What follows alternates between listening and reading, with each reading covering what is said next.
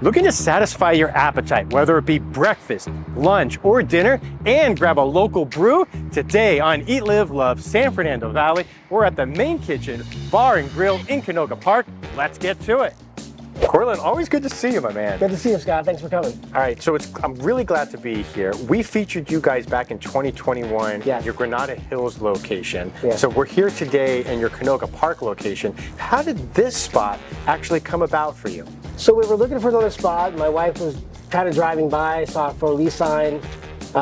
She said, Cortland, you got to get over there, take a look at the space. I made an appointment with the real estate agent. I just can't get there on time. So I said, okay, I'll get over there. I'll be there by like 1 o'clock. I met the guy. He gave me a tour of the place. It was really run down. It needed a lot of work, but it had all the structure. It had the bones to be like a good restaurant and do an easy remodel on it. All right, so what are some of the differences between the location in Granada Hills and here in Canoga Park? First of all, this one, as you can see, is much, much bigger. Our location in Granada Hills, it's been 10 years that we've been there. We've had a huge success there. This location is different. Our menu here is geared towards the diverse community in Canoga Park, which is kind of the center of the valley. But I think the biggest difference between the two has to be the fact that you have your liquor license here. We do. We have a beer and wine license here. All right, so tell us some of the beers that you guys actually have on tap. So on tap, we have 6 beers on tap. They are all local beers, 2 from the 818 down the street in Canoga Park. We have 2 from the San Fernando Brewery. We have 1 from Inglewood, which is a black-owned brewery. And we also have our rotating beer of the month, which is our Buena Vista, and that's from Stone Brewery in Escondido. All right, cool. Well, hey, let's go back in the kitchen. Let's actually see how you make some of this stuff. Let's do it.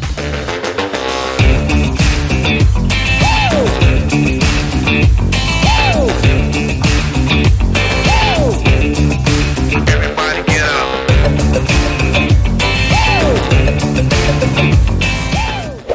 All right, so I'm with Chef Deborah. We're here behind the kitchen.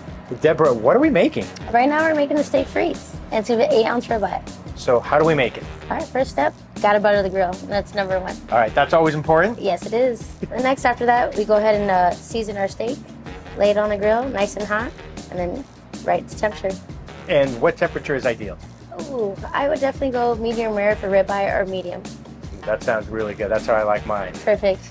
Okay, so after you've cooked the steak, what do you do after that? Okay, so after I cook the steak, we gotta go ahead and drop our fries into the fryer, and then we gotta get the chimichurri nice and mixed up. All right, now while we're waiting for that, tell me the story about the name of the main kitchen cafe. That's a good one. That's a great question. So that's actually going to be a love story of my parents.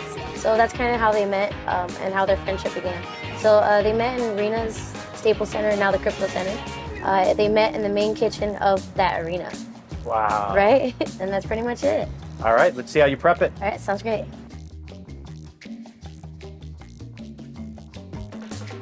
Guys, this is the 8-ounce steak frites with French fries. Okay, so before I take into this, I love chimichurri. This is cooked medium rare, how I normally like my steak.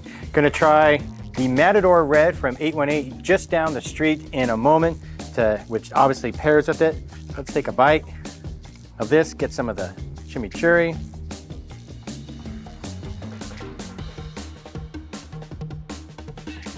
This steak is flavorful and delicious. Medium rare, again, just the way I like it. And of course, if you're gonna get a meal like this, what better thing to do than wash it down with a Matador Red from 818 Brewery down the street.